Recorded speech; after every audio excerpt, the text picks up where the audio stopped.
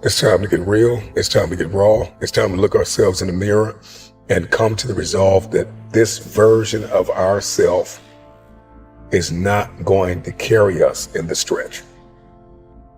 I've been this version of myself long enough that if I don't change, if I don't do something about this, then I'm going to find myself bankrupt. Having that faith, that vulnerability to just see things that are hard to see. You got to get comfortable being uncomfortable.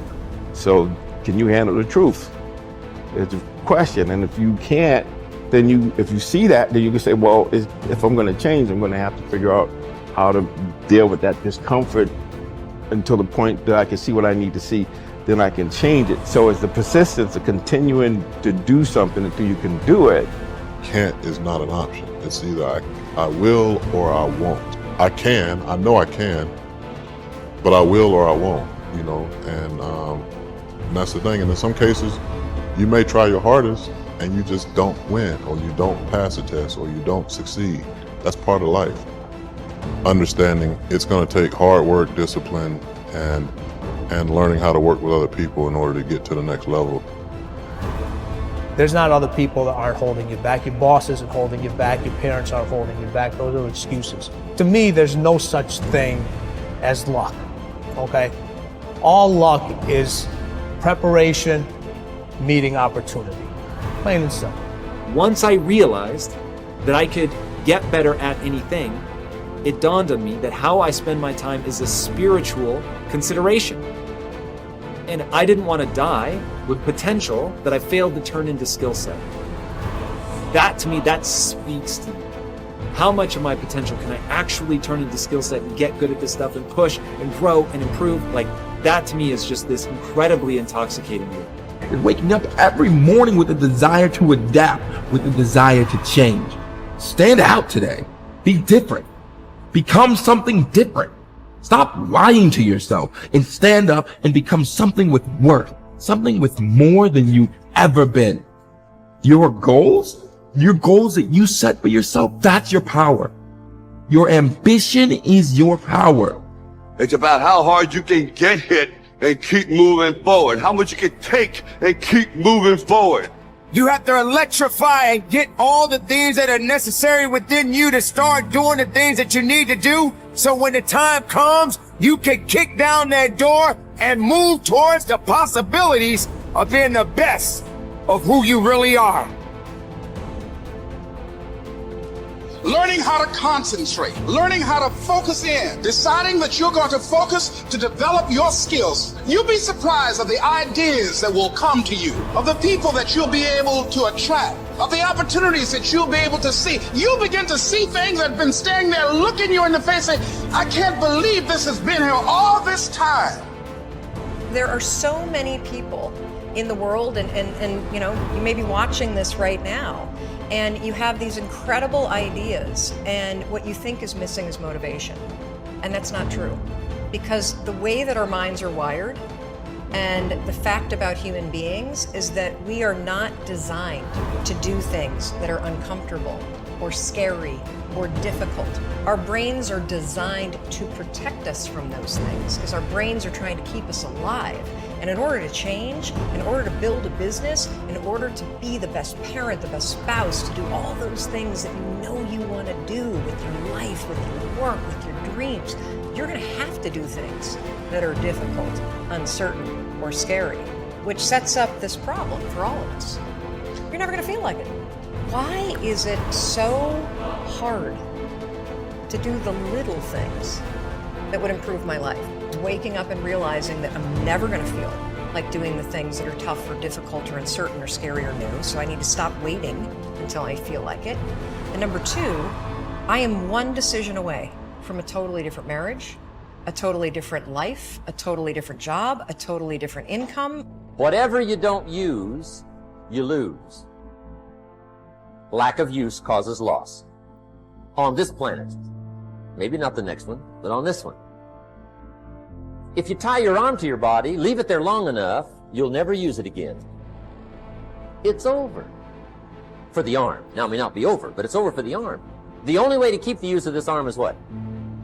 Keep using it. If you quit, you lose. Automatically. They don't bring it up for a vote. You lose automatically when you quit. Now, the same thing that goes for your arm goes for your brain, mentality. The same thing goes for all the human virtues. Ambition, unused, decline. Strong feelings, unused, diminish. It doesn't grow, it diminishes. Faith, unused, decreases. It's a law. Vitality, unused, diminishes. Energy, unused, decreases. The guy says, well, I'm going to save up my energy. You can't do that. That's like trying to save today, put it on the end of the year. See, you can't do that. They'll come take you away. If you don't use today, what? It's lost. The guy says, well, I'll work twice as hard tomorrow to make up for it. See, that's foolish. You could have done that anyway. Today unused is lost. A talent unused is lost. An ability unused is lost. So here's one of the key expressions of the evening. Take a new inventory of yourself. Starting tomorrow, new project. Take a new inventory. And make sure that all of your talent and ability and mentality and ingenuity and vitality and strong feelings, faith, courage, make sure that all you've got's being used. Otherwise, you lose. Resolve to focus on the solution and what can be done now, rather than on what happened and who's to blame. Think in terms of the actions you can take to resolve the situation, rather than what went wrong and who is to blame. To remain optimistic, look for the good in every situation. When you look for something good, you will always find something good. Furthermore, while you're looking for something good, because your conscious mind can hold only one thought at a time, you will automatically become positive, optimistic, and back in full control. Seek the valuable lesson in every problem or difficulty. Every setback you face contains one or more lessons that have been sent to you to help you be more successful in the future. The difference between successes and failures is simple. Failures feel sorry for themselves when things go wrong, whereas successful people look for the valuable lesson they can learn that will help them in the future. Normal Vincent Peale used to say, when God wants to send you a gift, he wraps it up in a problem. The bigger the gift that God wants to send you, the bigger the problem he wraps it up in. Instead of concentrating on the problem, look for the gift. Wonderfully enough, you will always find it. What's more, sometimes the gift or valuable lesson can be of far greater value than the cost of the problem itself. Sometimes one lesson that you learn in dealing with a problem can be the key to your long-term success.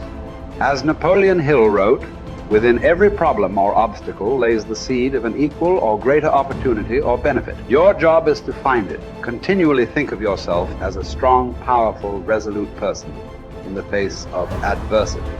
In World War, a British general was described by his superiors. There he stands like an iron peg driven into the frozen ground, immovable. Let this be an accurate description of you whenever you face difficulties or problems of any kind. Resolve to stand like an iron peg driven into the frozen ground. When you resolve in advance that you will never give up, your success is virtually guaranteed. In the final analysis, nothing can really stop you but yourself. In life, it doesn't matter how many times you get knocked down. All that matters is how many times you get back up. If you continue to get back up and press onward, you must eventually reach your goal. Each time you exert yourself, discipline to persist in the face of adversity, you also increase your self-esteem and self-confidence. Then, as your self-esteem increases, you feel stronger, more powerful, and more unstoppable. When you feel better and stronger, you become more capable of persisting the next time, and then the time after that.